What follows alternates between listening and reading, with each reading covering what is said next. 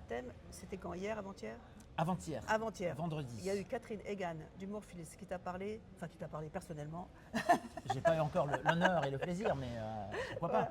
Elle a présenté une conférence Oui. qui a été très intéressante et très captivante parce qu'elle propose un score de pigmentation rétinienne qu'elle a appelé le RPS, Retinal Pigment Score.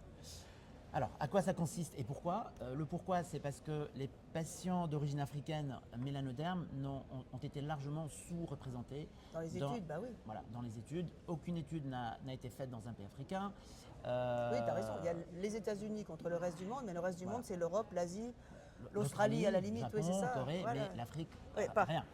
Et donc, et en même temps, il y a des constatations cliniques, notamment en dermatologie. Les personnes d'origine africaine font très peu de mélanome et très peu de cancers cutanés.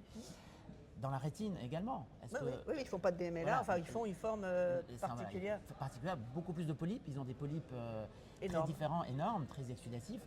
Et donc, probablement, la pigmentation rétinienne peut avoir un rôle, peut jouer un rôle pour un rôle de protection ou un rôle d'une manifestation, de modifier la manifestation de certaines pathologies.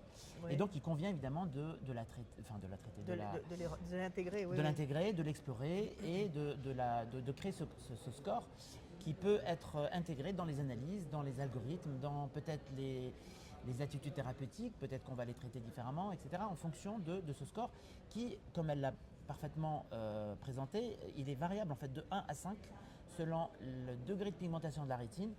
Et ce score pourrait peut-être avoir une influence sur les évolutions de certains traitements par rapport à d'autres et certaines pathologies par rapport à d'autres. Donc il faudrait maintenant les intégrer dans nos études. Voilà, ça devrait en tout cas arriver dans les années à venir. Ça, tu vois, ça m'évoque ce dont a parlé Madame Nkondé, probablement à l'American Academy l'année dernière. C'est une nana admirable, parfaitement noire, et qui dit que les noirs sont sous-représentés. Donc quand on traite un diabète chez un mélanoderme avec un mode... un schéma de traitement voilà, de blanc conventionnel classique, et ben finalement ça ne fonctionne pas. Bien sûr. Et c'est comme ce que tu me racontais sur le Covid. Oui. Alors, lors de l'épidémie du Covid, les personnes d'origine africaine, quand on mesurait le taux de saturation d'oxygène par les oxymètres, c'était biaisé, c'était surestimé.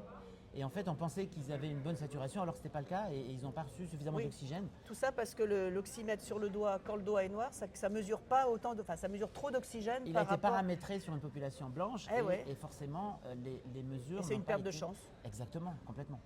Dans les études, c'est une perte de chance. Donc voilà, maintenant, on va se mettre à étudier le score de pigmentation rétinienne, RPS. C'était Athème Zeghidi et Isabelle Actin en direct de Euretina.